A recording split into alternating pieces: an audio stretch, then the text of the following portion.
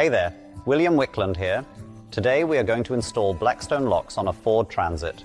So we gather the necessary tools and accessories that we need, and then we get started with the installation. As for the mounting height on this Ford Transit, it can be freely placed from this bracket all the way up to where the roof begins. This means that we can install the lock exactly where we want it on this vehicle. The same applies to the side door. We can install the lock all the way up on the door from this height. On this vehicle, we have chosen to place the lock neatly between the logo and the lower edge, and we clean the surfaces before we get started.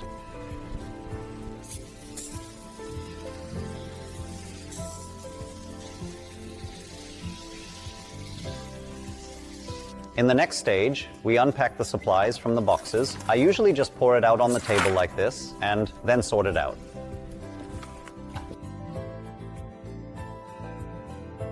On this vehicle, we move the drilling template 5 mm towards the hinge side to achieve optimal hold. Now we will attach the drilling template at any height. We fold the corner to detach the template from the rear piece, and then we stick it onto the door.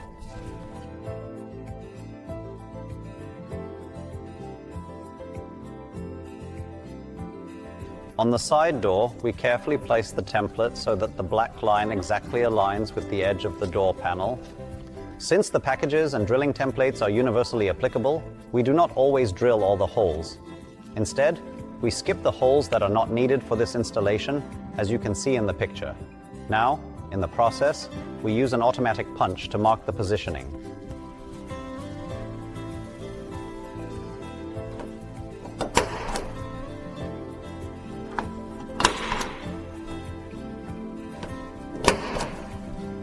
For better play on the wear plate, we chamfer the holes 2 mm inward from the template.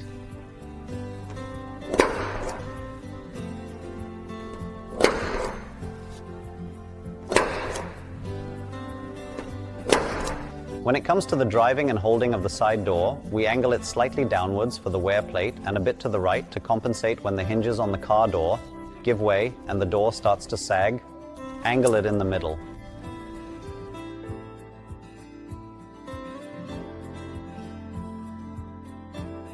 We open the doors so that we do not get breakthrough when we drill on an openable door.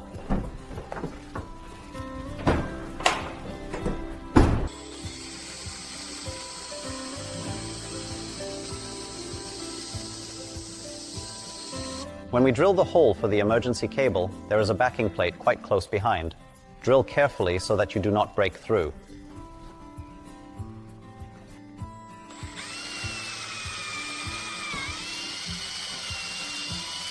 Now that we have drilled with a smaller drill, we will step up to the correct size. 3 holes on the opening door should be drilled to 6.5 mm.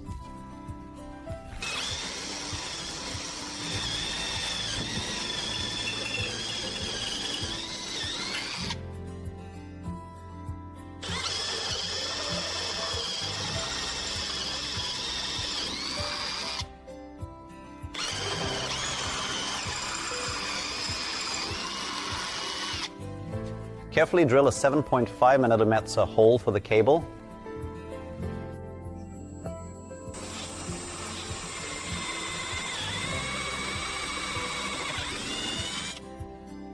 Drill the third hole from the top to 6.5 mm through.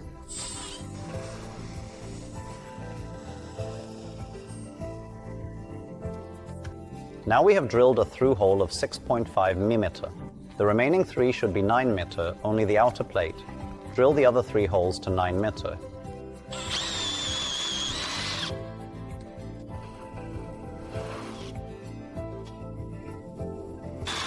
Now we will place the drilling template for the emergency button, and the middle hole will allow the cable to pass through at the height of the hole we have on the post.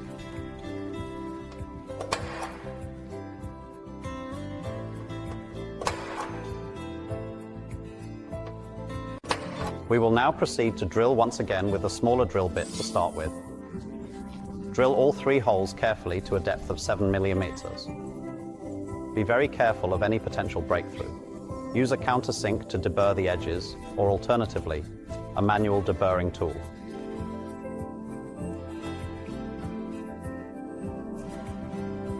Now we drill all 4 holes on the side door to 6.5 with the door in the open position.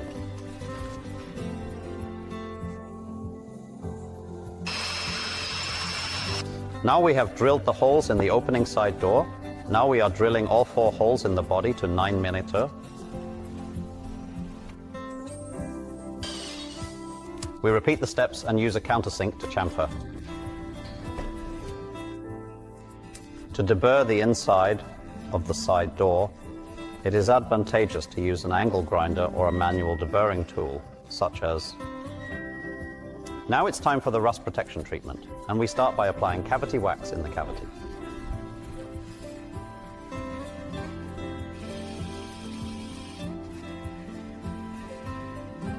Now we are applying rust protection treatment to the areas where we have drilled.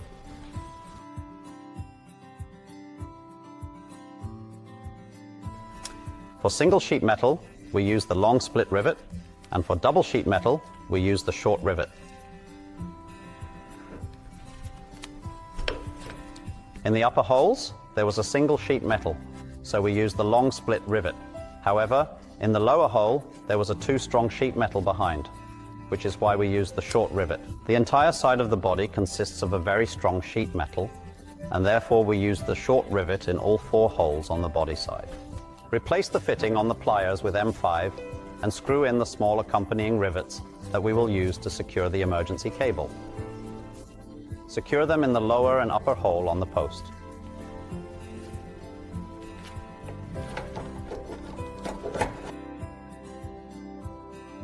Now we are applying the gaskets that come with it.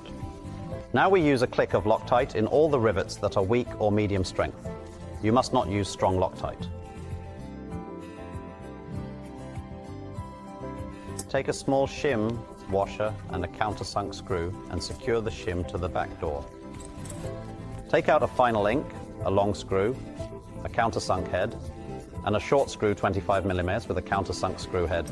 On the inside pillar, we made a washer and a large nut. Be careful not to tighten too much so that the plates do not get crushed together. Cut off the excess of the screw.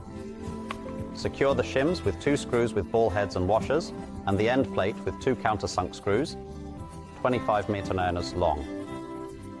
As for the bottom plate on the side door, we will then cut off the plate.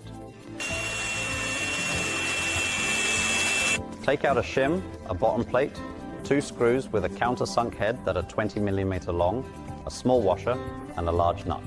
Tighten the screws against the nuts so that a thread passes through the nut's locking mechanism. Now we will slide on the lock without the cable and the side door's bottom plate. Make sure that the piston is locked and that it slides in from the side. Press the lock with your palm on the outer part to make it easier for it to slide. It is important that after the lock has carefully slid into place, you properly unlock the piston. Check that everything is functioning satisfactorily. Take out the lock with the emergency release connected, a shim, bottom plate, a 30 mm long screw with a countersunk head, a small washer, and a large nut. Place the lock in the pocket, thread the emergency cable through the bottom plate and shims, and feed it through the door. Since we have an air gap in the post, it is very important not to tighten the nut too much, as this will pull the sheet metal together and damage the back door. Keep the emergency wire taut, have the piston in the lock position, place the lock next to it, and press with your palm at the far end to make it slide on. Then we keep the emergency wire taut and pull on the lock until it clicks into place. The rubber seal is carefully positioned outside the rear clip of the winch. The only function of the rubber seal on the lock is to prevent metal from striking metal. Now, when we are going to secure the button to the emergency wire, we open the gold-colored nipple 6 to 7 turns counterclockwise. Do not turn too many times, as it will fall off. Check that the wire functions as it should. Then leave the piston in a loose position. Thread the emergency wire from the back onto the button up and down through the gold-colored nipple. You need to apply some force, carefully and gently, because this is not an open blow.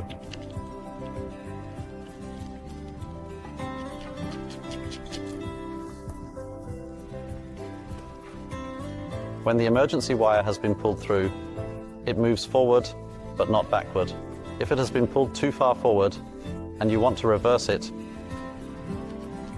press down the entire button gently without pinching the wool and rewind the tape.